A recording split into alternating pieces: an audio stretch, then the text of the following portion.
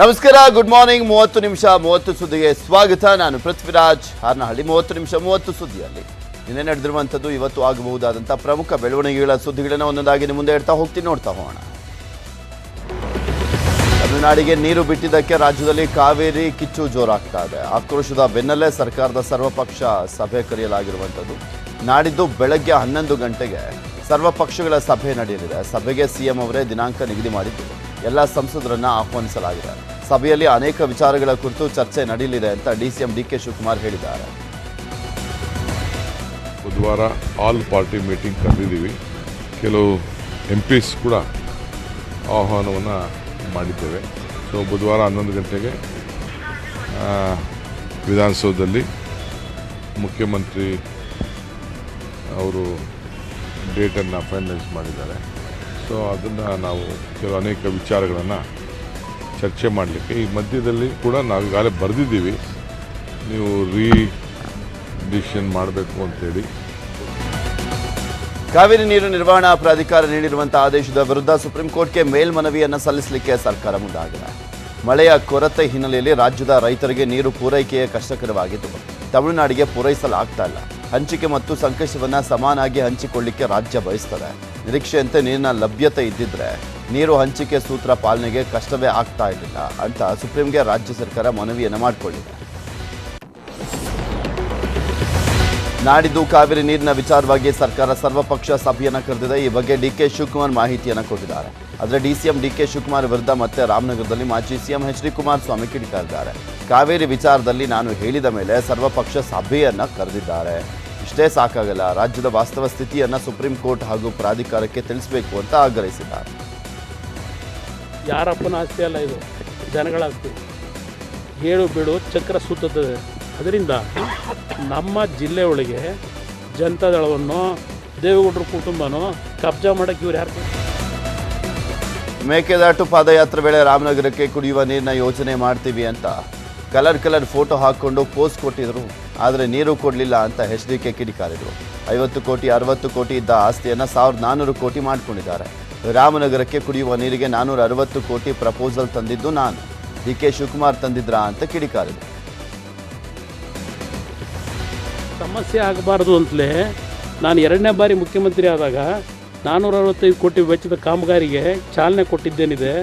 ಏನೋ ಪೈಪ್ಲೈನ್ ಎಳೆದ್ಬಿಟ್ಟವ್ರಂತಲ್ಲ, ಚನ್ನಪಟ್ಟಣದಲ್ಲೇನೋ 12 ಹಳ್ಳಿಗೆ ನೀರು ಕೊಡೋದು, ಆಮೇಲಿಂದ ಕೆಲವು ಹಳ್ಳಿಲಿ ಏನೋ ತಕರಾರು ತೆಗೆದವ್ರೆ, ಅದಕ್ಕೆ ಸ್ವಲ್ಪ ಡಿಲೇ ಆಗಿದೆ ಅಂತೇಳಿ ಆ ತಕರಾರು ಸರಿಪಡಿಸೋಕ್ಕೆ ಎಷ್ಟು ಹೋರಾಟ ಮಾಡಿದ್ದೀನಿ ಅಂತ ನನಗೆ ಗೊತ್ತು. ಎಲ್ಲಿದ್ದು ಇವೆಲ್ಲ? ಈಗ ಇಲ್ಲೇನೋ ಕಲರ್ ಫೋಟೋ ಹಾಕೊಂಡು ಇವತ್ತು ಹೊಡೆಸ್ಕೊಂಡೋದಲ್ಲ ಫೋಟೋ, ನಾನು ಕಾಣ್ತಾ ಇರೋದಾ? ಇವ್ರಿಂದ ಕಲಿಬೇಕಾ ಹೆಂಗೆ ಅಭಿವೃದ್ಧಿ ಮಾಡಬೇಕು ಅಂತೇಳಿ. ಟೆಂಟ್ ನಡೆಸ್ತಾ ಇದ್ದವರು ಇವತ್ತು 1450 ಕೋಟಿ ಅಫಿಷಿಯಲ್ ಆಸ್ತಿ, ಅನ್ಅಫಿಷಿಯಲಿ 1000 ಕೋಟಿ ಇರ್ಬೋದು. ಇದು ಅಭಿವೃದ್ಧಿ. ಕುಡಿಯೋ ನೀರಿನ ವಿಷಯದಲ್ಲಿ ತಮಿಳುನಾಡಿಗೆ ಕಾವೇರಿ ನೀರು ಹರಿಬಿಟ್ಟ ಹಿನ್ನೆಲೆಯಲ್ಲಿ ಮಂಡ್ಯದಲ್ಲಿ ಕಾವೇರಿ ಕಿಚ್ಚು ತಾರಕಕ್ಕೇರಿದೆ. ಕಾವೇರಿ ವಿಚಾರವನ್ನೇ ರಾಜಕೀಯ ದಾಳ ಮಾಡಿಕೊಂಡ ಬಿಜೆಪಿ ಹೋರಾಟಕ್ಕೆ ಮುಂದಾಗಿದೆ. ಇನ್ನು ಮಂಡ್ಯದಲ್ಲಿ ಬಿಜೆಪಿ ನಾಯಕರು ರಾಜ್ಯ ಸರ್ಕಾರದ ವಿರುದ್ಧ ಬೃಹತ್ ಪ್ರತಿಭಟನೆಯನ್ನು ಮಾಡಿದ್ದಾರೆ. ಮಂಡ್ಯಕ್ಕೆ ಘಟಾನುಘಟಿ ಬಿಜೆಪಿ ನಾಯಕರು ಆಗಮಿಸಲಿದ್ದಾರೆ. ಮೊದಲ ಬಾರಿಗೆ ಸುಮಲತಾ ನೇತೃತ್ವದಲ್ಲಿ ಬಿಜೆಪಿಗರು ಪ್ರತಿಭಟನೆ ಮಾಡ್ತಾ ಇದ್ದು, ಸುಮಾರು 5 ಜಿಲ್ಲೆಯ ಬಿಜೆಪಿ ನಾಯಕರು ಭಾಗಿಯಾಗಲಿದ್ದಾರೆ. ಮಂಡ್ಯದ ಸಂಜಯ ವೃತ್ತದಿಂದ ಪ್ರತಿಭಟನೆ ನಡೆಯಲಿದ್ದು, ಬೆಂಗಳೂರು ಮೈಸೂರು ಮುಖ್ಯ ರಸ್ತೆ ತಡೆದು ಆಕ್ರೋಶವನ್ನು ಹೊರಹಾಕಿದ್ದಾರೆ. ಇನ್ನು ಮೈಸೂರು, ರಾಮನಗರ, ಹಾಸನದಲ್ಲೂ ಕೂಡ ಪ್ರತಿಭಟನೆ ನಡೆಯುವಂಥ ಸಾಧ್ಯತೆ ಇದೆ. ಇನ್ನು ಕಾವೇರಿ ಹೆಸರಲ್ಲಿ ಬಿಜೆಪಿ ಪ್ರತಿಭಟನೆಗೆ ಮುಂದಾಗಿರುವುದಕ್ಕೆ ಸಿಎಂ ಸಿದ್ದರಾಮಯ್ಯ ಗರಂ ಆಗಿದ್ದಾರೆ. ಬಿಜೆಪಿಗೆ ಪ್ರತಿಭಟನೆ ಮಾಡಲಿಕ್ಕೆ ಯಾವ ನೈತಿಕತೆ ಇದೆ ಅಂತ ಪ್ರಶ್ನೆಯನ್ನು ಮಾಡಿದ್ದಾರೆ. ಯಾವ ನೈತಿಕತೆ ಎಲ್ಲ ದೇಶ ರಾಜ್ಯನೆಲ್ಲ ಲೂಟಿ ಹೊಡೆದು ಹಾಳು ಮಾಡಿ ಆರ್ಥಿಕವಾಗಿ ದಿವಾಳಿ ಮಾಡಿ ಹೋಗಿರೋದು ಯಾವ ನೈತಿಕತೆ ಇದೆ? ಅವ್ರಿಗೆ ಯಾವ ನೈತಿಕತೆ ಇದೆ? ತಮಿಳುನಾಡಿಗೆ ಕಾವೇರಿ ನೀರು ಬಿಡುಗಡೆ ಮಾಡ್ತಾ ಇರುವುದಕ್ಕೆ ಈಗಾಗಲೇ ಕಾವೇರಿ ಜಲಾನಯನ ಪ್ರದೇಶದಲ್ಲಿ ಭಾರೀ ಪ್ರತಿಭಟನೆಗಳು ಆಗ್ತಾ ಇದ್ದಾವೆ. ರಾಮನಗರದ ಐಜೂರು ವೃತ್ತದಲ್ಲಿ ಕಸ್ತೂರಿ ಕರ್ನಾಟಕ ಜನಪರ ವೇದಿಕೆ ಪ್ರತಿಭಟನೆ ನಡೆಸಿ ರಾಜ್ಯ ಸರ್ಕಾರ ಹಾಗೂ ಮಂಡ್ಯ ಜನಪ್ರತಿನಿಧಿಗಳ ವಿರುದ್ಧ ಆಕ್ರೋಶವನ್ನು ವ್ಯಕ್ತಪಡಿಸಿದ್ದಾರೆ.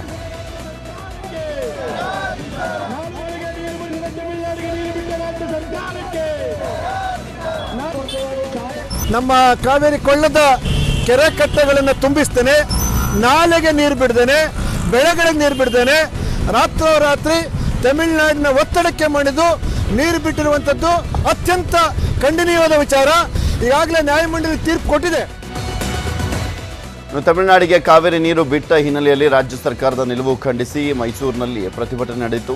ಕನ್ನಡಪರ ಹೋರಾಟಗಾರ ವಾಟಾಳ್ ನಾಗರಾಜ್ ನೇತೃತ್ವದಲ್ಲಿ ಜಯಚಾಮರಾಜೇಂದ್ರ ವೃತ್ತದಲ್ಲಿ ಪ್ರತಿಭಟನೆಯನ್ನ ಮಾಡಲಾಯಿತು.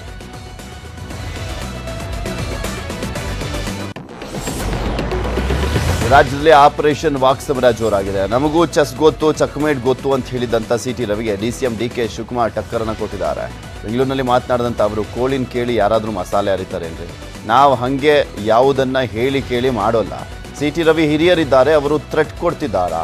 JDS ಕಾಂಗ್ರೆಸ್ ಶಾಸಕರ ಕರ್ಕೊಂಡು ಮಜಾ ಮಾಡಿದ್ರಲ್ಲ, ಅವರ ರಾಜಕಾರಣ ಅವರು ಮಾಡಲಿ, ನಮ್ಮ ರಾಜಕಾರಣ ನಾವು ಮಾಡ್ತೀವಿ ಅಂತ DKಶಿ ಕುಟ್ಕಿದ್ರು. ನಾವು ಯಾರನ್ನೂ ಕರೀತಾ ಇಲ್ಲ. ನಮಗಿರೋ ನಂಬರ್ಗೆ ಯಾವ ಅವಶ್ಯಕತೆ ಇಲ್ಲ. ಜನ ಬರೋರನ್ನ ನಾನೇನು ತಡೆಯೋಕ್ಕಾಗ್ತದೆ? ಇಲ್ಲ ಏನಾದ್ರು ಕೋಳಿ ಕೇಳ್ಬಿಟ್ಟು ಮಸಾಲೆ ಅರಿಬೇಕಾ? ಯಾವ ಕೋಳಿನೂ ಕೇಳಂಗಿಲ್ಲ ಮಸಾಲೆ ಅರಿಬೇಕಾರೆ. JDS ಮುಖಂಡ ರಾಜ್ಯಸಭೆಯ ಮಾಜಿ ಸದಸ್ಯ ಆಯನೂರು ಮಂಜುನಾಥ್ DK ಶಿವಕುಮಾರ್ ಅವರನ್ನ ಭೇಟಿ ಮಾಡಿದ್ದಾರೆ. ಇತ್ತೀಚೆಗೆ ಬಿಜೆಪಿ ತೊರೆದು JDSಗೆ ಜಂಪ್ ಆಗಿದ್ದಂಥ ಆಯನೂರು ಮಂಜುನಾಥ್ ಹೀನಾಯವಾಗಿ ಸೋಲನ್ನು ಕಂಡಿದ್ರು. ಶಿವಮೊಗ್ಗ ನಗರ ಕ್ಷೇತ್ರದಲ್ಲಿ ಸ್ಪರ್ಧೆಯನ್ನು ಮಾಡಿ ಇದೀಗ ಕಾಂಗ್ರೆಸ್ಗೆ ಜಂಪ್ ಆಗಲಿಕ್ಕೆ ರೆಡಿ ಆಗಿದ್ದಾರೆ ಅನ್ನುವಂಥ ಚರ್ಚೆ ಶುರುವಾಗಿದೆ. DKಶಿ ಅವರ ಸದಾಶಿವನಗರ ನಿವಾಸದಲ್ಲಿ ಭೇಟಿಯಾಗಿ ಚರ್ಚೆಯನ್ನು ಮಾಡಿದ್ದು, ಏನು ವಿಚಾರ, ಕಾಂಗ್ರೆಸ್ ಇರೋದಕ್ಕೆ ರೆಡಿಯಾದ್ರ ಎಂಬ ಚರ್ಚೆ ನಡೀತಾ ಇದೆ. ಬಿಜೆಪಿಯ 10, JDSನ 10 ಹೀಗೆ ಎರಡೂ ಪಕ್ಷ 20 ಶಾಸಕರು ನಮ್ಮ ಸಂಪರ್ಕದಲ್ಲಿ ಇದ್ದಾರೆ ಅಂತ ಸಚಿವ ಸತೀಶ್ ಜಾರಕಿಹೊಳಿ ಹೇಳಿದ್ದಾರೆ. ಆದರೆ ಬಿಜೆಪಿಯಿಂದ ನಮಗೆ ಆಪರೇಷನ್ ಭಯ ಇದೆ, ನಾವೆಲ್ಲ ಎಚ್ಚರಿಕೆಯಿಂದ ಇರಬೇಕು ಅಂತ ಸಚಿವ ಸತೀಶ್ ಜಾರಕಿಹೊಳಿ ಹೇಳಿದ್ದಾರೆ.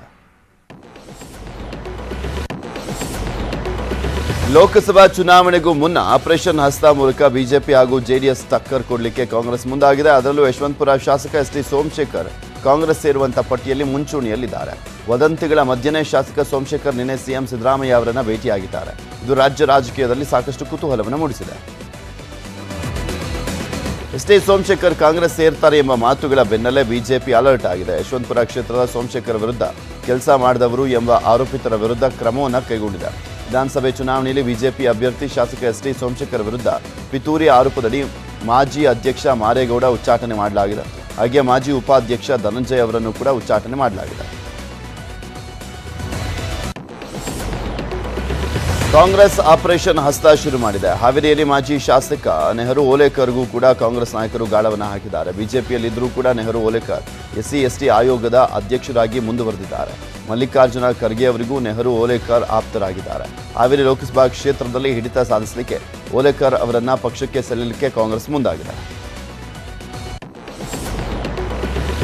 ಬಿಜೆಪಿ ಶಾಸಕರು ಕಾಂಗ್ರೆಸ್ ಸೇರುವ ವಿಚಾರ ಕುರಿತು ಕೋಲಾರದಲ್ಲಿ ಸಂಸದ ಮುನಿಸ್ವಾಮಿ ವ್ಯಂಗ್ಯವಾಡಿದ್ದಾರೆ.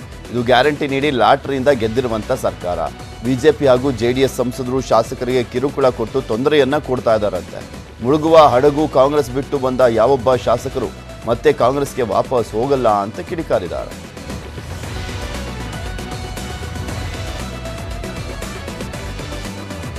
ಅದ್ರ ಮೇಲೆ ಏನೇನು ಕಂಡೀಷನ್ಸ್ ಹಾಕಿ ಇವತ್ತು ಜನಗಳಿಗೆ ಇದು ಮಾಡಿದ್ರೆ, ಜನ ಇವತ್ತೂ ಚುನಾವಣೆ, ನೀವು ಇವತ್ತೂ ವಿಧಾನಸಭೆ ಡಿಸಾಲ್ವ್ ಮಾಡಿ ಚುನಾವಣೆಗೆ ಬನ್ನಿ, ನಿಮ್ಮಲ್ಲಿ 60 ಸೀಟೂ ಬರಲ್ಲ ಕರ್ನಾಟಕದಲ್ಲಿ. ನೀವು ಗ್ಯಾರಂಟಿಗಳನ್ನು ಇಟ್ಕೊಂಡು ಗ್ಯಾರಂಟಿಗಳನ್ನು ಜನಗಳಿಗೆ ನೋಡಿಸಿ ಇವತ್ತು ಬಂದು ಅದ್ರ ಮೇಲೆ ಏನೇನು ಕಂಡೀಷನ್ಸ್ ಹಾಕಿ. ಇದೇ ವೇಳೆ ಕೋಲಾರ ಲೋಕಸಭಾ ಕ್ಷೇತ್ರದಿಂದ AICC ಅಧ್ಯಕ್ಷ ಮಲ್ಲಿಕಾರ್ಜುನ್ ಖರ್ಗೆ ಸ್ಪರ್ಧೆ ವಿಚಾರಕ್ಕೂ ಕೂಡ ಸಂಸದ ಮುನಿಸ್ವಾಮಿ ಪ್ರತಿಕ್ರಿಯೆಯನ್ನು ಕೊಟ್ಟಿದ್ದಾರೆ. ಮೀಸಲು ಕ್ಷೇತ್ರದಿಂದ ಯಾರಾದರೂ ಚುನಾವಣೆಗೆ ನಿಲ್ಲುವ ಹಕ್ಕಿದೆ. ಮಲ್ಲಿಕಾರ್ಜುನ್ ಖರ್ಗೆ ಬಂದರೂ ಕೂಡ ಅಷ್ಟೇ, ಕೋಲಾರದಲ್ಲಿ ಬಿಜೆಪಿ ಗೆಲುವು ನಿಶ್ಚಿತ ಅಂತ ಹೇಳಿದ್ದಾರೆ. ಹಾಲಿ ಮತ್ತು ಮಾಜಿ ಶಾಸಕರ ಪಕ್ಷಾಂತರದ ಭೀತಿ ನಡುವೆನೇ ಇಂದು ಬಿಜೆಪಿಯ ಹಿರಿಯ ನಾಯಕರನ್ನ ಒಳಗೊಂಡಂತ ಕೋರ್ ಕಮಿಟಿ ಸಭೆ ನಡೆಯಲಿದೆ. ಪಕ್ಷದ ಕಚೇರಿಯಲ್ಲಿ ನಡೆಯುವಂಥ ಈ ಸಭೆಯಲ್ಲಿ ರಾಜ್ಯಾಧ್ಯಕ್ಷ ನಳಿನ್ ಕುಮಾರ್ ಕಟೀಲ್, ಮಾಜಿ ಮುಖ್ಯಮಂತ್ರಿಗಳಾಗಿರುವಂಥ BS Yediyurappa, Basavaraj Bommai, R Ashoka, doctor CN Ashwathnarayan, CT Ravi ಪಾಲ್ಗೊಳ್ಳಲಿದ್ದಾರೆ. ಮುಂಬರುವ ಲೋಕಸಭಾ ಚುನಾವಣೆ ಸೇರಿದಂತೆ ವಿವಿಧ ಚುನಾವಣೆಗಳ ಹಿನ್ನೆಲೆಯಲ್ಲಿ ಆಡಳಿತಾರೂಢ ಕಾಂಗ್ರೆಸ್ ಪಕ್ಷವು ಬಿಜೆಪಿಯ ಹಾಲಿ ಮತ್ತು ಮಾಜಿ ಶಾಸಕರು ಸೇರಿದಂತೆ ವಿವಿಧ ಹಂತದ ಮುಖಂಡರನ್ನ ಸೆಳೆಯಲಿಕ್ಕೆ ಪ್ರಯತ್ನವನ್ನು ಮಾಡ್ತಾ ಇದೆ ಎಂಬ ವದಂತಿಗಳು ದಟ್ಟವಾಗಿರುವಂತಹ ಹಿನ್ನೆಲೆಯಲ್ಲಿ ಬಿಜೆಪಿ ಈ ಸಭೆಯನ್ನು ಮಾಡ್ತಾ ಇದೆ. CM ಸಿದ್ದರಾಮಯ್ಯ ವಿರುದ್ಧ ಮತ್ತು BK ಹರಿಪ್ರಸಾದ್ ಕಿಡಿಕಾರಿದ್ದಾರೆ. ಮತ್ತೆ ಕಿಡಿಕಾರಿರುವಂಥದ್ದು, ಚುನಾವಣೆಯಲ್ಲಿ ಭರವಸೆಯಂತೆ ಚುನಾವಣೆ ನಡೆಯಬೇಕು, ಕಾರ್ಯಕರ್ತರ ರಕ್ಷಣೆಗೆ DK ಶಿವಕುಮಾರ್ ಬರಬೇಕು, ಕಾರ್ಯಕರ್ತರಿಗೆ ಸೂಕ್ತ ಸ್ಥಾನಮಾನ ನೀಡಬೇಕು, ಕಾರ್ಯಕರ್ತರ ರಕ್ಷಣೆ ಆಗದೆ ಹೋದರೆ ಪಕ್ಷಕ್ಕೆ ಸಂಕಷ್ಟ ಬರುತ್ತೆ ಅಂತ ಪರೋಕ್ಷವಾಗಿ CM ಬಗೆಗಿನ ಬೇಸರವನ್ನ ಹೊರಹಾಕಿದ್ದಾರೆ. ಪರೋಕ್ಷವಾಗಿ ಮೂಲ ಕಾಂಗ್ರೆಸ್ಸಿಗರಿಗೆ ಸ್ಥಾನಮಾನ ಸಿಗ್ತಾ ಇಲ್ಲ ಅಂತ ಅಸಮಾಧಾನವನ್ನ ಮತ್ತೊಮ್ಮೆ ಹೊರಹಾಕಿದ್ದಾರೆ. ಅವ್ರು ಧನ್ಯವಾದಗಳು ಹೇಳಕ್ ಹೋದಾಗ ಕೇಳಿದ್ರೆ ಬೇಜಾರು ಮಾಡ್ಕೊಂಡ್ಯಾ ನಿನ್ನೆ ನಾನು ನಿಮಗೆ ಅಸೆಂಬ್ಲಿನೂ ಇಲ್ಲ ಲೋಕಸಭಾ ಇಲ್ಲ ಏನಿಲ್ಲ ಸರ್ ಹೈಕಮಾಂಡ್ ಹೇಳಿದ್ ನಾವು ಕೇಳ್ತೀವಿ ಸರಿ ಯೋಚನೆ ಮಾಡ್ಬೇಡ ಅಂತ ಹೇಳಿ ಬೆತ್ತ. ರಾಜ್ಯದಲ್ಲಿ 2.5 ವರ್ಷಗಳ ಬಳಿಕ ಸಿಎಂ ಬದಲಾವಣೆ ಕುರಿತು ಕಾಂಗ್ರೆಸ್ಸಿಗರಲ್ಲೇ ಗುಸು ಕೇಳಿ ಬರ್ತಾ ಇರುವಂತ ನಡುವೆನೆ ಗೃಹ ಸಚಿವ ಡಾಕ್ಟರ್ ಜಿ ಪರಮೇಶ್ವರ್ ಅವರು ಈ ಅವಧಿಯಲ್ಲೇ ಸಿಎಂ ಆಗಬೇಕು ಎಂಬುದು ನಮ್ಮ ಬಯಕೆ ಅಂತ ಸಚಿವ KN ರಾಜಣ್ಣ ಅಚ್ಚರಿಯ ಹೇಳಿಕೆಯನ್ನು ಕೊಟ್ಟಿದ್ದಾರೆ. ತುಮಕೂರಿನಲ್ಲಿ ಮಾತನಾಡಿದಂಥ ರಾಜಣ್ಣ ಪರಮೇಶ್ವರ್ ಅವರಿಗೆ ಮುಖ್ಯಮಂತ್ರಿ ಆಗುವಂಥ ಅರ್ಹತೆ ಇಲ್ವಾ, ಅವರು ಮುಖ್ಯಮಂತ್ರಿ ಆಗಬೇಕೆಂಬುದು ಆಂತರಿಕವಾಗಿ ಅಷ್ಟೇ ಅಲ್ಲ ಬಹಿರಂಗವಾಗಿಯೂ ಕೂಡ ಸಾಕಷ್ಟು ಬಾರಿ ಚರ್ಚೆ ಆಗಿದೆ. ಈ ಅವಧಿಯಲ್ಲೇ ಅವರು ಮುಖ್ಯಮಂತ್ರಿ ಆಗಬೇಕು ಎಂಬುದು ನಮ್ಮ ಬಯಕೆ ಅಂತ ಹೇಳಿದ್ದಾರೆ. ಈ ಹಿಂದೆ ಒಂದ್ಸಲಿ ಸತೀಶ್ ಜಾರಕಿಹೊಳಿ ಕೂಡ ಆಗಬೇಕು ಅಂತ ಹೇಳಿದರು. ಈಗ ಪರಮೇಶ್ವರ್ ಅವರ ಬಗ್ಗೆ ಹೇಳ್ತಾ ಇದ್ದಾರೆ. ಮುಂದೆ ಇನ್ಯಾರ ಹೆಸರುಗಳನ್ನ ಹೇಳ್ತಾ ಹೋಗ್ತಾರೋ ಗೊತ್ತಿಲ್ಲ. KN ರಾಜಣ್ಣ ಮುಖ್ಯಮಂತ್ರಿ ಆಗಬೇಕು ಅಂತ ಆಸೆ ಇದೆ, ನಮ್ಮಲ್ಲಿ ಸಾಕಾರವೂ ಇದೆ. ಅವ್ರು ಇನ್ನೊಂದ್ಸರಿ ಹೇಳ್ಬೋದು ಹೇಳ್ತಂದ್ರೆ ಇವೊಂದ್ಸರಿ ಮುಖ್ಯಮಂತ್ರಿ ಆಗಬೇಕು ಅಂತ ಹೇಳಿ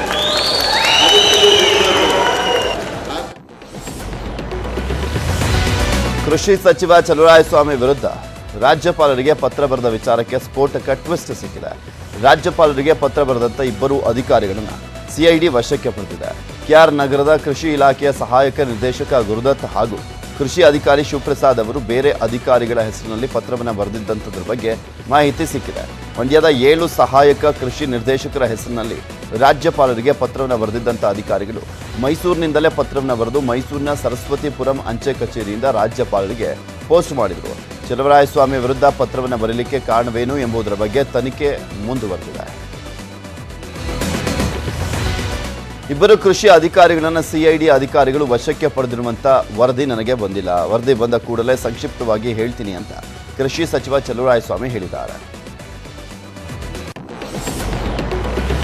ಸಿಎಂ ಸಿದ್ದರಾಮಯ್ಯ NEP ಬಗ್ಗೆ ಮಹತ್ವದ ಸಭೆಯನ್ನ ನಡೆಸಲಿದ್ದಾರೆ. ಸಭೆಯಲ್ಲಿ ಸರ್ಕಾರದ ವ್ಯಾಪ್ತಿಯಲ್ಲಿರುವಂಥ ರಾಜ್ಯದ ಎಲ್ಲ BB ಕುಲಪತಿಗಳು, ಉನ್ನತ ಶಿಕ್ಷಣ ಇಲಾಖೆಯ ಪ್ರಮುಖ ಅಧಿಕಾರಿಗಳು, ಉನ್ನತ ಶಿಕ್ಷಣ ಸಚಿವ ಡಾಕ್ಟರ್ ಸುಧಾಕರ್ ಭಾಗಿಯಾಗಲಿದ್ದಾರೆ. ವಿಧಾನಸೌಧದಲ್ಲಿ ಬೆಳಗ್ಗೆ 11 ಗಂಟೆಗೆ ಸಭೆ ನಡೆಯಲಿದೆ. ಸಭೆಯಲ್ಲಿ ಸಿಎಂ NEP ಸಾಧಕ ಬಾಧಕ, ರಾಜ್ಯದ ನೂತನ ಶಿಕ್ಷಣ ನೀತಿ ಜಾರಿ ಬಗ್ಗೆ ಅಭಿಪ್ರಾಯವನ್ನ ಪಡೆಯಲಿದ್ದಾರೆ. ಆಗಸ್ಟ್ 30ಕ್ಕೆ ಮೈಸೂರಿನಲ್ಲಿ ಗೃಹಲಕ್ಷ್ಮಿ ಯೋಜನೆಗೆ ಚಾಲನೆ ಸಿಗುವಂತ ಹಿನ್ನೆಲೆಯಲ್ಲಿ ಮೈಸೂರಿನ ಮಹಾರಾಜ ಕಾಲೇಜು ಮೈದಾನದಲ್ಲಿ ಕಾರ್ಯಕ್ರಮ ಆಯೋಜನೆ ಮಾಡಲಾಗಿದೆ. ಅಂದೇ ರಾಜ್ಯ ಸರ್ಕಾರ ಮಹಿಳೆಯರ ಖಾತೆಗೆ 2,000 ರೂಪಾಯಿ ಹಣವನ್ನು ಹಾಕಲಿದೆ. ಬಟನ್ ಒತ್ತುವ ಮೂಲಕ ನೇರವಾಗಿ ಮಹಿಳೆಯರ ಖಾತೆಗೆ ಹಣ ವರ್ಗಾವಣೆ ಆಗಲಿದೆ. ಗೃಹಲಕ್ಷ್ಮಿ ಯೋಜನೆಗೆ ಕಾಂಗ್ರೆಸ್ ನಾಯಕ ರಾಹುಲ್ ಗಾಂಧಿ ಚಾಲನೆಯನ್ನ ನೀಡಲಿದ್ದಾರೆ ಅಂತ ಲಕ್ಷ್ಮೀ ಹೆಬ್ಬಾಳ್ಕರ್ ಮಾಹಿತಿಯನ್ನು ಕೊಟ್ಟಿದ್ದಾರೆ. ಕಾರ್ಯಕ್ರಮ ನಡೆಯುವಂಥ ವೇದಿಕೆ ನಿರ್ಮಾಣ ಕಾಮಗಾರಿಯನ್ನು ಸಚಿವೆ ಲಕ್ಷ್ಮೀ ಹೆಬ್ಬಾಳ್ಕರ್, ಸಚಿವ ಮಹದೇವಪ್ಪ, ಶಾಸಕ ಹರೀಶ್ ಗೌಡ, ರವಿಶಂಕರ್ ವೀಕ್ಷಣೆಯನ್ನು ಮಾಡಿದರು. ಮತ್ತೆ ಪಂಚಮಸಾಲಿ ಮೀಸಲಾತಿ ಹೋರಾಟಕ್ಕೆ ಬಸವಜಯ ಮೃತ್ಯುಂಜಯ ಶ್ರೀಗಳು ಸಜ್ಜಾಗಿದ್ದಾರೆ. ಶ್ರಾವಣ ಮಾಸದ ಇಷ್ಟಲಿಂಗ ಪೂಜೆಯ ಮೂಲಕ ಚಳವಳಿ ಶುರು ಮಾಡ್ತೀವಿ ಅಂತ ಪಂಚಮಸಾಲಿ ಶ್ರೀಗಳು ಹೇಳಿದ್ದಾರೆ.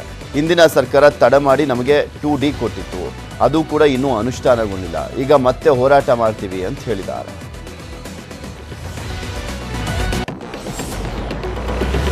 ಪಂಚರಾಜ್ಯಗಳ ಚುನಾವಣೆ ಮತ್ತು 2024ರ ಲೋಕಸಭಾ ಚುನಾವಣೆಗೆ ಸಜ್ಜಾಗ್ತಾ ಇರುವಂಥ ಕಾಂಗ್ರೆಸ್ ತನ್ನ ಕಾರ್ಯಕಾರಿ ಸಮಿತಿಗೆ ಭರ್ಜರಿ ಸರ್ಜರಿ ಮಾಡಿದೆ. ಕಳೆದ ಕಾಂಗ್ರೆಸ್ ಅಧ್ಯಕ್ಷೀಯ ಚುನಾವಣೆಯಲ್ಲಿ ಸೋತಂತ ಶಶಿ ತರೂರ್ ಸೇರಿದಂತೆ ಕೆಲವು G23 ಬಂಡಾಯ ನಾಯಕರು ಹಾಗೂ ಅಶೋಕ್ ಗೆಹ್ಲೋಟ್ ವಿರುದ್ಧ ಬಂದಿದ್ದಂಥ ಸಚಿನ್ ಪೈಲಟ್ ಅವರನ್ನು ಸಮಿತಿಯಲ್ಲಿ ಸೇರಿಸಿಕೊಳ್ಳಲಾಗಿದೆ. ಖರ್ಗೆ ನೇತೃತ್ವದಲ್ಲಿ ಮಾಡಲಾಗಿರುವಂಥ ಈ ಬದಲಾವಣೆಯು ಮುಂಬರುವಂಥ ಚುನಾವಣೆಗಳಿಗೂ ಕೂಡ ಅತೃಪ್ತರನ್ನ ತೃಪ್ತಿಗೊಳಿಸಿ ಮತ್ತೆ ಅವರನ್ನ ಮುಖ್ಯವಾಹಿನಿಗೆ ಸೇರಿಸಿಕೊಂಡು ಪಕ್ಷ ಬಲಪಡಿಸಲಿಕ್ಕೆ ನಡೆಸಿದಂಥ ಯತ್ನ ಅಂತ ವಿಶ್ಲೇಷಣೆ ಮಾಡಲಾಗಿದೆ. ಪುನಾರಚಿತ CWCಯಲ್ಲಿ ಕರ್ನಾಟಕದ 6 ಮಂದಿ ಸ್ಥಾನವನ್ನು ಪಡೆದಿದ್ದಾರೆ. ACC ಅಧ್ಯಕ್ಷ ಮಲ್ಲಿಕಾರ್ಜುನ್ ಖರ್ಗೆ, ಜಯರಾಮ್ ರಮೇಶ್ ಹಾಗೂ ನಾಸಿರ್ ಹುಸೇನ್ ಅವರು ಸದಸ್ಯರಾದರೆ, ವೀರಪ್ಪ ಮೊಯ್ಲಿ, BK ಹರಿಪ್ರಸಾದ್ ಅವರು ಕಾಯಂ ಆಹ್ವಾನಿತ ಸದಸ್ಯರಾಗಿದ್ದಾರೆ. ಇನ್ನು ಯುವ ಕಾಂಗ್ರೆಸ್ನ ಅಧ್ಯಕ್ಷ ಆಗಿರುವಂಥ BB ಶ್ರೀನಿವಾಸ್ ಅವರ ಹೆಸರು ಕೂಡ ಇದೆ. ರಷ್ಯಾದ ಬಹುನಿರೀಕ್ಷಿತ ಚಂದ್ರಯಾನ ವಿಫಲಗೊಂಡಿದೆ. ಚಂದ್ರನ ನೆಲದ ಮೇಲೆ ಲೂನಾ 25 ನೌಕೆ ಪತನಗೊಂಡಿದೆ. ಇಸ್ರೋ ಚಂದ್ರಯಾನಕ್ಕಿಂತಲೂ ಮೊದಲೇ ಚಂದ್ರನಲ್ಲಿ ಲ್ಯಾಂಡ್ ಆಗಬೇಕು ಅನ್ನುವಂಥ ರಷ್ಯಾದ ಕನಸು ಕಡೆ ಕ್ಷಣದಲ್ಲಿ ಭಗ್ನಗೊಂಡಿದೆ. ಆಗಸ್ಟ್ 10ರಂದು ಲೂನಾ 25 ಲಾಂಚ್ ಆಗಿದ್ದು ಕೇವಲ 11 ದಿನದಲ್ಲಿ ಚಂದ್ರನಲ್ಲಿ ಇಳಿಯುವಂಥ ಗುರಿಯನ್ನು ಹೊಂದಿತ್ತು. ಇಂದು ಬೆಳಗ್ಗೆ ಲೂನಾ 25 ಚಂದ್ರನಲ್ಲಿ ಲ್ಯಾಂಡ್ ಆಗಬೇಕಾಗಿತ್ತು. ಆದರೆ ಇಂದು ನಿಯಂತ್ರಣ ಸಿಗದೆ ಅತಿ ವೇಗವಾಗಿ ಚಂದ್ರನ ಮೇಲ್ಮೈ ಮೇಲೆ ಲೂನಾ 25 ಲ್ಯಾಂಡರ್ ಡಿಕ್ಕಿ ಹೊಡೆದಿದೆ. ಈ ಮೂಲಕ 47 ವರ್ಷಗಳ ಬಳಿಕ ಚಂದ್ರನ ದಕ್ಷಿಣ ಧ್ರುವದಲ್ಲಿ ಲ್ಯಾಂಡ್ ಆಗಬೇಕು ಅನ್ನುವಂಥ ರಷ್ಯಾ ಕನಸು ಕಮರಿದೆ.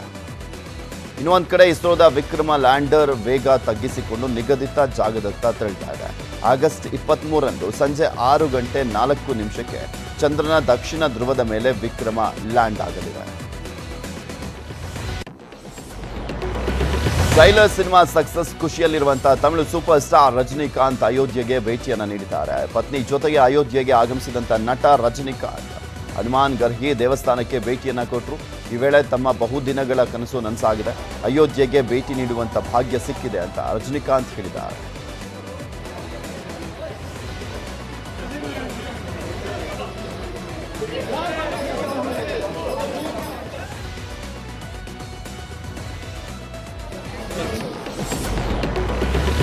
ಕಾಶಿಯ ಗಂಗೋತ್ರಿ ರಾಷ್ಟ್ರೀಯ ಹೆದ್ದಾರಿಯಲ್ಲಿ ಭೀಕರ ರಸ್ತೆ ಅಪಘಾತ ಸಂಭವಿಸಿದೆ. 35 ಪ್ರಯಾಣಿಕರಿದ್ದಂಥ ಖಾಸಗಿ ಬಸ್ ಆಳವಾದಂಥ ಕಂದಕಕ್ಕೆ ಉರುಳಿಬಿದ್ದಿದೆ. ಸದ್ಯ 7 ಮಂದಿ ಮೃತಪಟ್ಟಿದ್ದು 27 ಪ್ರಯಾಣಿಕರು ಗಾಯಗೊಂಡಿದ್ದು ಆಸ್ಪತ್ರೆಗೆ ದಾಖಲಾಗಿದ್ದಾರೆ. ಪ್ರಯಾಣಿಕರನ್ನ ಹೊತ್ತೊಯ್ತಾ ಇದ್ದಂಥ ಖಾಸಗಿ ಬಸ್ ನಿಯಂತ್ರಣ ತಪ್ಪಿ 200 ಅಡಿ ಆಳದ ಕಂದಕಕ್ಕೆ ಉರುಳಿಬಿದ್ದಿದೆ. ಇನ್ನು ಗಾಯಾಳುಗಳನ್ನು SDRF, NDRF ತಂಡಗಳು ರಕ್ಷಣೆಯನ್ನ ಮಾಡಿದೆ. ಇತರ ಕಾಶಿಯಲ್ಲಿ ನಡೆದಂಥ ಭೀಕರ ಅಪಘಾತಕ್ಕೆ ಸಿಎಂ ಪುಷ್ಕರ್ ಸಿಂಗ್ ಧಾಮಿ ಸಂತಾಪವನ್ನು ಸೂಚಿಸಿದ್ದಾರೆ. ಹಿಮಾಚಲ ಪ್ರದೇಶದ ಮಂಡಿ ಜಿಲ್ಲೆಯ ಕೋಲ್ ಅಣೆಕಟ್ಟು ಜಲ ವಿದ್ಯುತ್ ಯೋಜನಾ ಸ್ಥಳದಲ್ಲಿ 10 ಮಂದಿ ಸಿಕ್ಕಾಕೊಂಡಿದ್ದಾರೆ. 5 ಮಂದಿ ಅರಣ್ಯ ಇಲಾಖೆ ಸಿಬ್ಬಂದಿ ಸೇರಿ 10 ಜನರು ಸಿಕ್ಕಾಕೊಂಡಿದ್ದು ಅವರ ರಕ್ಷಣೆಗೆ ಎಲ್ಲಾ ಕ್ರಮವನ್ನು ಕೈಗೊಳ್ಳಲಾಗ್ತಾ ಇದೆ.